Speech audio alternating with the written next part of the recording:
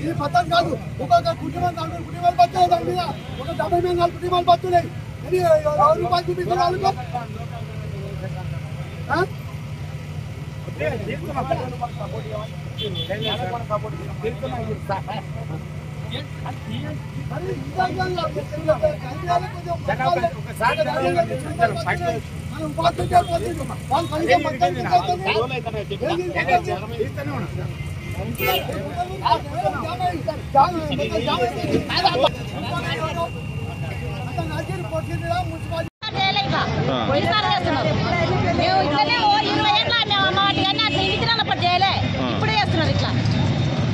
ఏమంటారు వాళ్ళు ఇప్పుడు వచ్చి ఏమన్నారు?